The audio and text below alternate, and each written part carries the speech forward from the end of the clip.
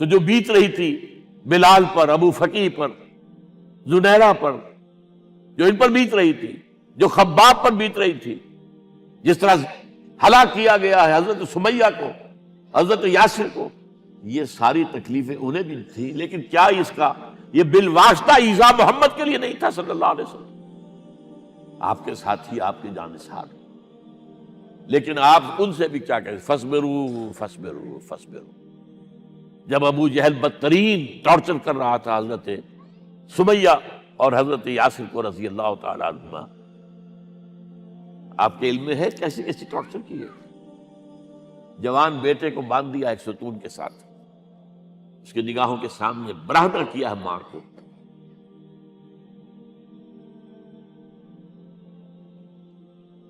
ہاتھ میں ایک مورتی ہے، جب تنگ آ گیا، ستا کر تنگ کر کے مار مار کے حضرت سمیہ ٹس سے مس نہیں ہو رہی، کہتا ہے تم ایک دفعہ کہہ دو سمیہ کہ ہاں اس مورتی میں بھی کچھ ہے، میں تمہیں چھوڑ دوں۔ انہوں نے تھوک دیا، برچھا مارا ہے شرمگاہ کے اندر،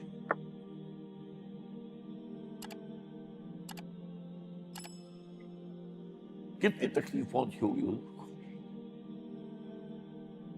لیکن آپ گزر رہے، اصبروا یا آل یاسر فإن موعدکم الجنہ، اے یاسر کے گھر والوں صبر کرو، تمہارے استقبال کی تیاریاں ہو رہی ہیں جنت میں۔ یہ سیرت کوئی بناتا سناتا ہے، یہ سیرت یاسر کے ساتھ کیا کیا ہے؟ 4 اونٹ نر سانڈ، اور ان کے ساتھ رسے باندھ کر، ایک رسے سے ان کا ایک بازو باندھا، ایک سے دوسرا بازو، ایک سے ایک ٹانگ، دوسرے سے دوسری ٹانگ، انہیں دوڑایا ہے کہ پرکھتے ہو جیسے قسم کے۔ یہ دین ایسے ہی قائم نہیں ہوا، عدل و انصاف کا نظام ٹھنڈے ٹھنڈے قائم نہیں ہوتا، گھر میں آرام سے بیٹھے ہوئے قائم نہیں ہوتا۔ اور سنیے، 3 برس شیب بنی ہاشم کے اندر قید ہے، 3 برس ٹوٹل بائیکاٹ، ایک گھاٹی، ادھر پہاڑ ادھر پہاڑ، دونوں طرف جو ہے پہرے، کوئی کھانے پینے کی چیز اندر نہیں جائے گی، اور پورا خاندان بنی ہاشم، وہ بھی کہ جو ایمان نہیں لائے، وہ قبائلی زندگی تھی نا۔ بنو ہاشم چونکہ حضور کو پشت پناہی چھوڑنے کو تیار نہیں ہوئے، ابو طالب نے آخری وقت تک بھی ساتھ نہیں چھوڑا۔ ہاں، آخری وقت کے قریب ایک بات ہو گئی تھی، ایک مرتبہ تو ہوا کہ وفد آیا ہے قریش کا کہ اپنے بھتیجے کو روک لو، وہ ہمارے معبودوں کی توہین کرتا ہے۔ ابو طالب نے بلایا اور آپ سے کہا کہ یہ کچھ اپنے رویے کو بدلے۔ آپ نے فرمایا چچا جان، اب تو چاہیے میرے ایک ہاتھ پر سورج اور دوسرے پر چاند رکھ دے، میں اپنے اس مشن کو چھوڑ نہیں سکتا۔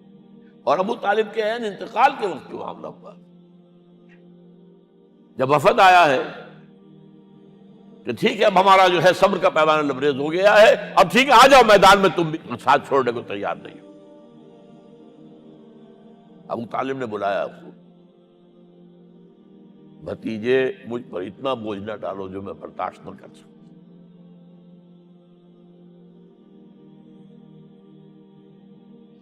حضور کی آنکھوں میں آنسو آ گئے۔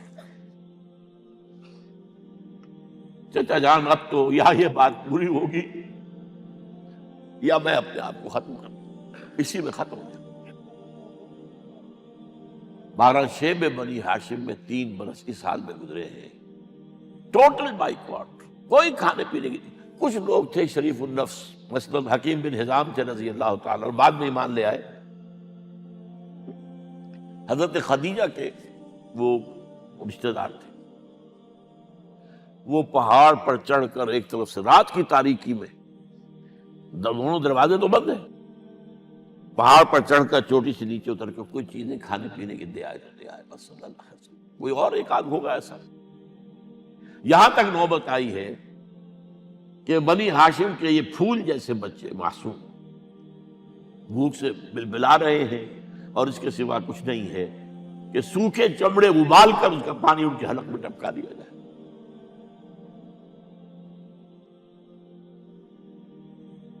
اور جو ہوا وادی طائف میں، جب مکے والوں نے فیصلہ کر لیا کہ آپ قتل کر دو، ابو طالب بھی فوت ہو چکے ہیں، اب کوئی اندیشہ نہیں، کوئی خانہ جنگی شروع نہیں ہوگی، کوئی انٹرا ٹرائبل وار نہیں ہوگی،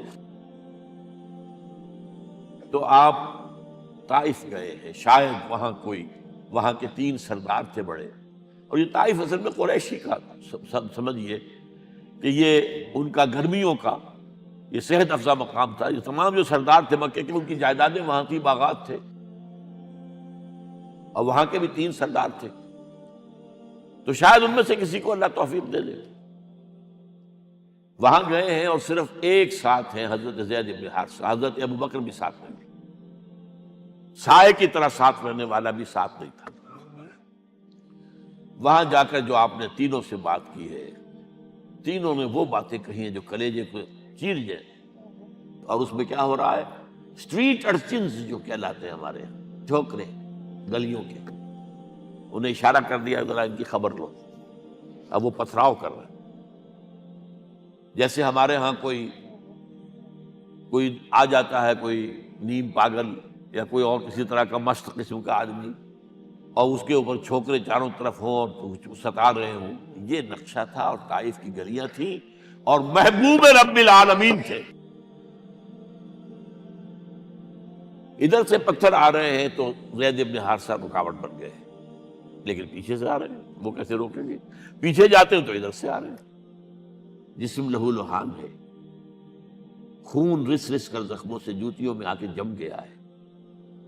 پھر وہاں سے آپ نکل کر گئے ہیں، ایک باغ میں تھوڑی سی پناہ لی ہے تھوڑی دیر کے لیے، جوتے بڑی مشکل سے اترے ہیں، خون جمع ہوا، اور وہ جو پھر دعا نکلی ہے آپ کے، وہ کلیجے کو چیر جانے والی ہے۔ اللہم الیک اشکو ضعف قوتی وقلت حیلتی وحوانی علی الناس، اے اللہ تیری جناب میں فریاد لے کر آیا ہوں، اپنی قوت کی کمی کا، اپنے وسائل کی کمی کا، اور لوگوں میں جو رسوائی ہو رہی ہے، الی من تکلنی الی بعید یتجہمنی او الی عدو ملکت امری، مجھے کس کے حوالہ کر دیا ہے؟ مجھے دشمن کے حوالے کر دیا، جو چاہے میرے ساتھ کر گزرے۔ لیکن پھر مقام عبدیت کا ظہور ہوتا ہے، ان لم یکن علی غضبک فلا ابالی، اے اللہ اگر تو ناراض نہیں ہے، مجھے اندیشہ یہ ہو گیا کہ کہیں تو ناراض تو نہیں ہو گیا ہے، کہیں تو نے میرا ساتھ تو نہیں چھوڑ دیا ہے۔ اگر تو ناراض نہیں ہے تو مجھے کوئی پرواہ نہیں، جو ہو سو سر تسلیم خم ہے، جو مزاج یار میں آئے۔ واپس آئے ہیں تو مکے میں داخل نہیں ہو سکتے تھے، وہاں تو قتل کا فیصلہ ہو چکا۔ بہرحال یہ چند باتیں میں نے آپ کو بتائی، باقی تو یہ کہ غار ثور ہے کیسی کیسی، اور پھر غزوہ بدر سے پہلے کی رات ہے، اور وہ آپ کا زندگی کا طویل ترین سجدہ ہے۔ اس میں جہاں تک یہ الفاظ بھی آپ نے کہہ دیا، اللہ اگر کل یہ جو 313 یہاں جمع ہیں اگر یہ ختم ہو گئے تو پھر قیامت تک تیرا نام لینے والا کوئی نہیں ہوگا، میں آخری رسول اور میری یہ 15 برس کی کمائی ہے۔ اس وقت کہا حضرت ابو بکر نے، وہ پہرےدار کی حیثیت سے کھڑے تھے، کہ حسبک حسبک حضور بس کیجئے بس کیجئے۔ بہرحال بدر ہے، احد ہے، زخمی ہوئے ہیں، دندان مبارک شہید ہوئے ہیں، خون اتنا بہا ہے کہ بے ہوش ہو گئے ہیں، اور خبر اڑ گئی ہے کہ آپ شہید ہو گئے۔ یہ سب کچھ، اور سب سے بڑھ کر حمزہ کی لاش سامنے آئی۔ کیسی لاش؟ ناک کٹی ہوئی ہے، کان کٹے ہوئے، پیٹ چاک کر کے کلیجہ چبایا ہوا ہے۔ کس طرح برداشت کیا ہوگا آپ نے؟ اپنے اوپر طاری کر کے دیکھیں، یہ حمزہ کون ہے؟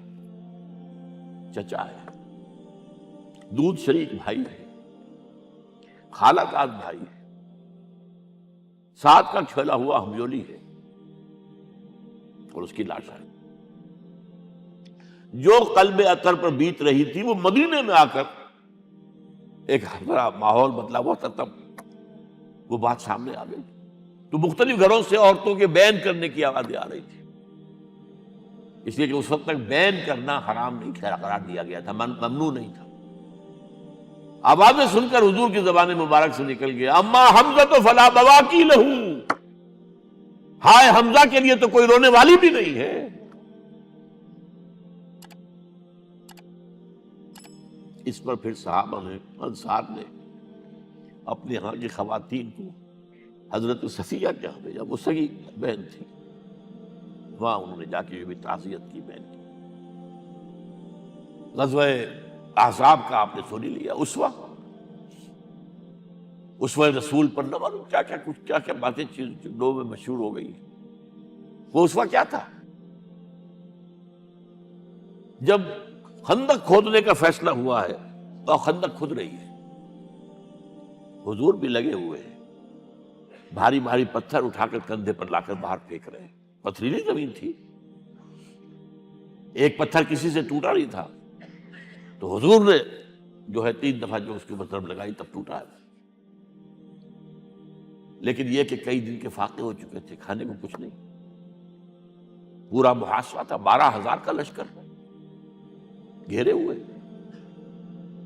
یہاں تک کہ آپ کو معلوم ہے کہ گھروں کے اندر بیت الخلا تو نہیں ہوتے، باہر جاتے تھے قضاء، اس کا کوئی امکان نہیں. شدید ترین آزمائش جو ہوئی ہے اس کا نتیجہ ایک طرف یہ نکلا کہ منافقین کا نفاق ان کی زبانوں پر آ گیا. قرآن مجید میں ہے یہ انہی آیات میں، ما وعدنا اللہ ورسولہ الا غرورا، ہمیں تو اللہ اور اس کے رسول نے دھوکہ دے کے مروا دیا.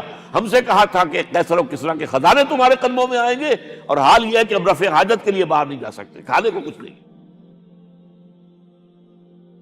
اس وقت کچھ صحابہ آئے ہیں حضور صلی اللہ علیہ وسلم سے، دیکھیے فاقے سے کمر دوہری ہوئی جا رہی ہے، ہم نے اپنے پیٹوں پر پتھر باندھے، چادروں کے ساتھ پتھروں کسا ہوا تاکہ کمر سیدھی رہے. حضور نے اپنا کرتا مبارک اٹھا کر دکھایا، 2 پتھر میں. یہ ہے اسوہ، یہ ہے آپ کی سنت، آپ کا اسوہ حسنہ. لیکن اس اسوہ حسنہ سے فائدہ کون اٹھا سکتا ہے؟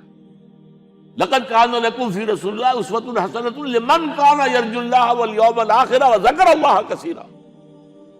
اسوہ تو اپنی جگہ ہے، قرآن میں ہدایت سب کے لیے، ھدی للناس، لیکن فائدہ اٹھائیں گے صرف متقین، ھدی للمتقین ہے سب کے لیے. اسوہ سب کے لیے ہے، لیکن استفادہ وہی کر سکے گا جو 3 شرطیں پوری کرے: اللہ اور یوم آخر پر ایمان، اور اللہ کا ذکر کثرت کے ساتھ.